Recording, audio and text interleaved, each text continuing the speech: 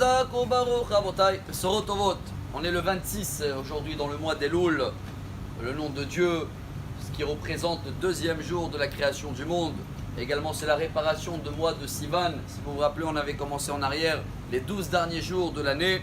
Et aujourd'hui, avec votre permission, une histoire qu'elle m'aide beaucoup chaque année. Je la raconte à moi-même en premier pour comprendre les différences dans les textes de la prière qu'on va commencer à changer à partir de Rosh Hashanah. On a une autre façon de rajouter dans la prière ou certains mots modifiés à la place de laquelle Akadosh on dit Amelech Akadosh pour nous aider d'avoir, si Dieu veut, une très bonne année. C'était l'histoire d'un père qui devait aller voyager. Je crois qu'il travaillait les diamants. À l'époque, il partait pendant un mois et il avait promis à son fils, je crois que l'année dernière on l'a appelé David, si vous voulez aujourd'hui on va l'appeler Moshe, que si il est gentil quand il revient, il va l'acheter une montre en or. Il est parti et tout s'est bien passé au début pour David pendant les 3-4 premiers jours. Et après, au fur et à mesure, des lettres de l'école. Après 2 semaines, il a envoyé à la maison. Bon, le père, il n'y avait pas de téléphone, hein, c'est une histoire, il y a Hasra. Quand il rentre à la maison, il s'assoit avec sa femme, tout va bien. Alors, comment il était, Moshe? Et là, moi, il dit la vérité, voilà, au début, c'était bien. Après, voilà, elle a montré tous les feuilles et tout. Le père, il ne sait pas quoi faire. Moshe, il a honte. Après une petite heure comme ça qui parle douce, Moshe dit mais papa, tu as acheté la montre ou pas? Alors le père il dit oui, j'ai acheté la montre. Bon, moi je peux la voir quand même si je ne vais pas la porter. D'accord mon fils, tiens regarde, voilà ce que tu as raté. Hein. Et il le montre, la montre et tout, et le fils il regarde de tous les côtés. Et après il dit papa, tu crois que tu as eu ma taille ou pas? Je peux essayer.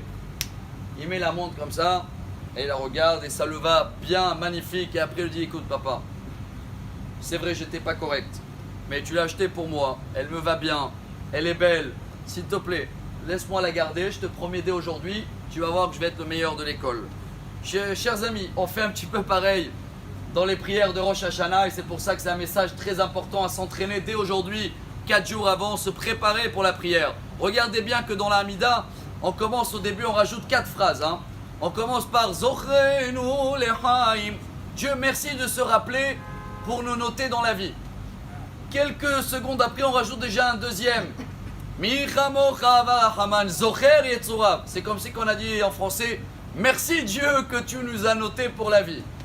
Après, à la fin, vers la fin de la prière, la Hamida, on va rajouter déjà Urtov lechaim tovim. Adieu, merci, mais pour une vie bonne, que tout se passe bien dans l'année. Et à la fin, on va rajouter la totale. Sefer, Chaim, Bracha, Shalom, Parnassa, Yeshua. Comme si c'est sûr qu'on a été déjà inscrit. Ah, sur le chemin, Dieu, on a besoin de la Parnassa, le Shalom Bayit, éducation des enfants. Si on te promet, l'année prochaine, on sera beaucoup meilleur. Dieu, tu as toi tout, tu peux tout nous donner. Alors venez, on va faire comme Moshe, mais on va essayer d'être déjà meilleur à partir d'aujourd'hui, dans les 4 derniers jours de l'année. Comme ça, si Dieu veut, on va recevoir beaucoup plus qu'une montre en or, une vie en or, une belle journée, bonne santé. Et Bessorot Tovot.